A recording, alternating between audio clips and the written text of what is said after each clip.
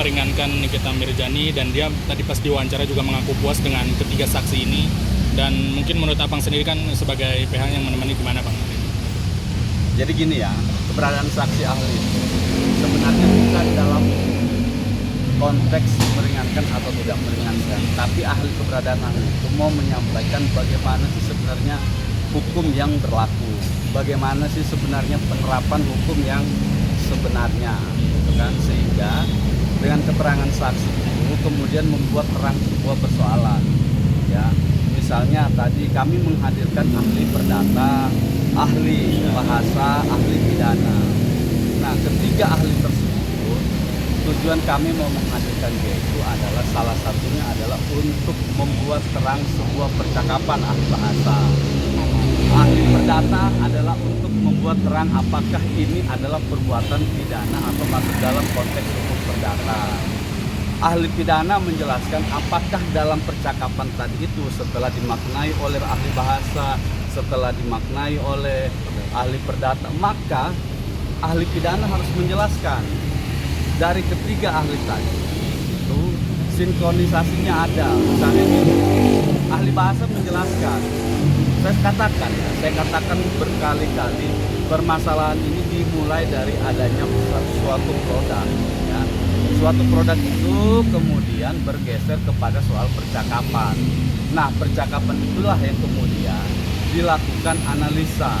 Apakah analisanya itu masuk dalam konteks hukum pidana? Kan begitu. Nah, ahli bahasa bilang bahwa dari percakapan tersebut, ya, terdapat kalimat oke, apa baiknya bagaimana Mahil, ya. Oke, kita deal Mahil. Oke, baik, terima kasih sama-sama. Nah, bahasa mengartikan itu adalah sebuah kalimat yang dalam konteks adalah negosiasi. Nah, lalu oleh ahli perdata bilang, kalau misalnya terjadi negosiasi dan lain sebagainya, maka dalam hukum perdata itu namanya sebuah kesepakatan atau konsensius, ya, sehingga melahirkan sebuah hak dan kewajiban di dalamnya. Apa hak dan kewajiban itu?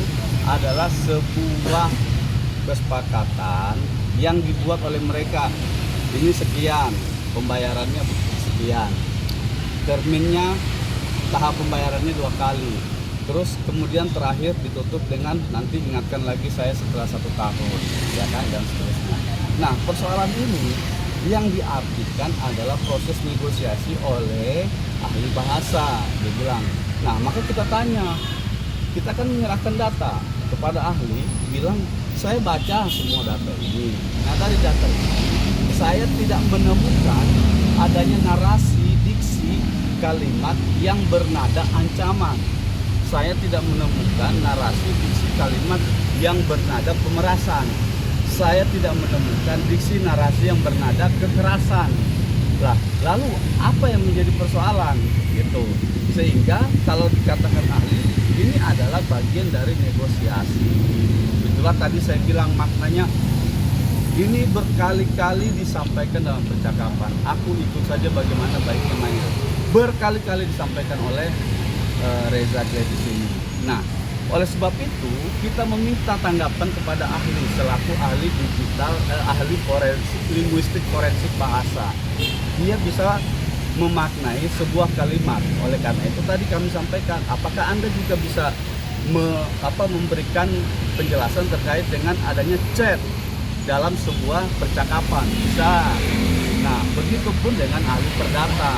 Perdata mengartikan bahwa ini adalah sebuah kesepakatan yang sudah dibuktikan dengan adanya pembayaran, dibuktikan dengan adanya proses negosiasi, berapa nilainya turun ke berapa, akhirnya klop pembayaran dilakukan. Nah, itu oleh ahli pidana, jika demikian rentetan peristiwanya, maka secara hukum pidana itu tidak bermakna sebagai sebuah ancaman kekerasan, membuka rahasia atau pencemaran nama baik. Nah, itulah kira-kira yang menjadi topik utama dari keterangan ahli tadi.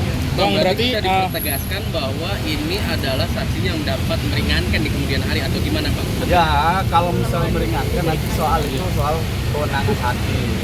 Hakim yang bisa mengambil keputusan apakah ini bisa diambil sebagai pertimbangan hukumnya, apakah ini bisa ditolak atau tidak diterima menjadi pertimbangan hukum, itu kewenangan sepenuhnya di majelis hakim. Kami penasihat hukum ya menyajikan sebuah analisa hukum yang diperoleh dari keterangan ahli ini, sehingga dari keterangan ahli semua yang kami hadirkan itu bisa membuat terang sebuah persoalan gitu kira-kira. Bang, untuk minggu depan berarti ada berapa saksi lagi, Bang? Rencana kan 4. Siapa aja, Bang? Ahli yang kami hadirkan itu rencana 4. ITE khusus di bidang hukum ITE. Begitupun dengan TPPU, karena ini ada dalam dakwaan, kami juga menghadirkan khusus ahli di bidang TPPU. Dia tidak akan berbicara pidana umum lagi, tidak akan berbicara pidana 369 ITE. Begitupun dengan ITE, dia tidak berbicara TPPU, dia tidak berbicara pasal 369 pidana umumnya. Nah, jadi kami mau menspesifikkan ini benar-benar adakah rangkaian hukum atau peristiwa hukum yang mengarah pada dugaan tindak pidana pencucian uang ini. Untuk Mail gimana, Bang? Apa? Mail. Ya sama aja, ini kan dakwaannya sama. Dakwaan sama, cuman beda nama saja, isi dakwaannya sama. Gitu. Maka kita hadirkan ahli ini untuk 2 orang terdakwa. BPOM gimana, Bang? Berarti gak jadi atau seperti apa sih, Bang? Aduh, jadi kita tidak tanggapi lagi lah BPOM. Biarkanlah itu menjadi mereka bagaimana pendapatnya lah. Yang jelas gini, saya atau kami semua di sini menyampaikan itu kepada ahli BPOM didasarkan pada KUHP. KUHP pasal 159 kalau saya tidak salah ingat itu membolehkan kami untuk meminta saksi atau ahli dari lembaga manapun, boleh. Itu yang harus digarisbawahi. Yang kedua, kami ini adalah advokat yang setara kedudukannya dengan hakim, jaksa, dan polisi sebagai aparat penegak hukum. Kalau kemudian oleh BPOM dimaknai lain, ya biarlah menjadi urusan mereka. Yang jelas bahwa di sini mereka tidak mau datang. Nah, berarti berkas perkara yang sudah ada di penyidikan kami anggap tidak ada, gitu. Karena mereka tidak mau memberikan keterangan di muka persidangan ini.